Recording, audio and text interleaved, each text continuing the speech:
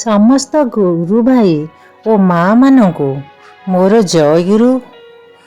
ମୋର ଅନ୍ତରର ଠାକୁର ପରମ ପିତାଙ୍କ ଚରଣରେ ମୋର ପ୍ରଣାମ।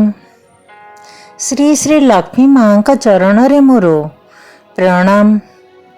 ମୁଁ ଆଜି ଶ୍ରୀ ଶ୍ରୀ ଠାକୁରଙ୍କ ନାରୀର ନୀତିର 73 ବାଣୀ ଆପଣମାନଙ୍କ ଆଗରେ ତୋଳି ଧରିବି। ନାରୀର ନୀତି 73 ବାଣୀ। ବରଣରେ ବିଚାର। ବରଣ କରିବାକୁ ହେଲେ ହିଁ ଦେଖିବ ସ୍ୱାମୀଙ୍କର ଆଦର୍ଶ କ'ଣ ବା କିପରି।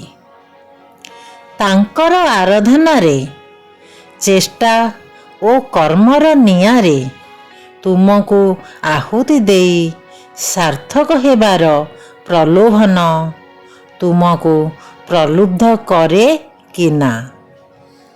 ଆଉ ତୁମେ ଯାହାଙ୍କୁ ବରଣ କରିବାକୁ ଚାହଁ ସେ ତାଙ୍କ ପ୍ରତି କିପରି ଓ କେତେ ଦୂର?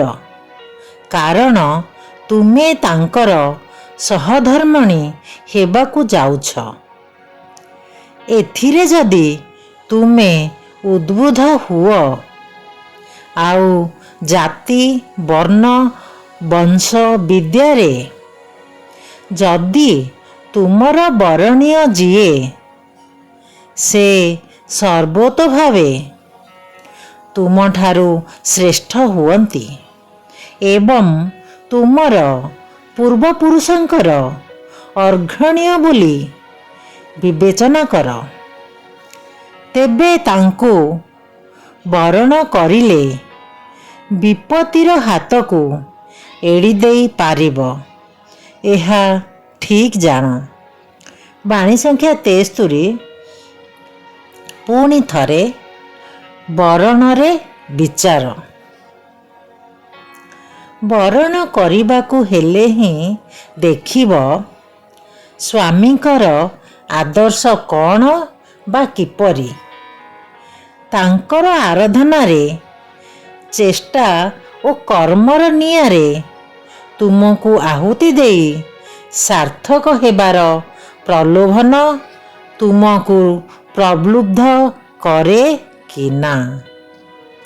ଆଉ ତୁମେ ଯାହାଙ୍କୁ ବରଣ କରିବାକୁ ଚାହଁ ସେ ତାଙ୍କ ପ୍ରତି କିପରି ଓ କେତେ ଦୂର? କାରଣ ତୁମେ ତାଙ୍କର ସହଧର୍ମିଣୀ ହେବାକୁ ଯାଉଛ।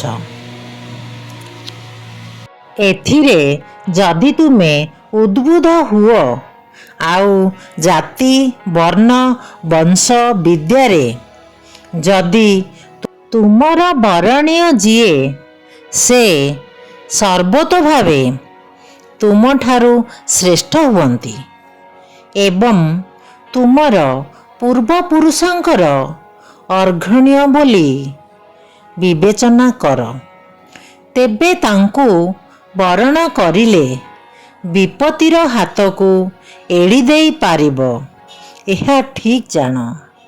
ବାଣୀ ସଂଖ୍ୟା 73। ଜୟ ଗୁରୁ।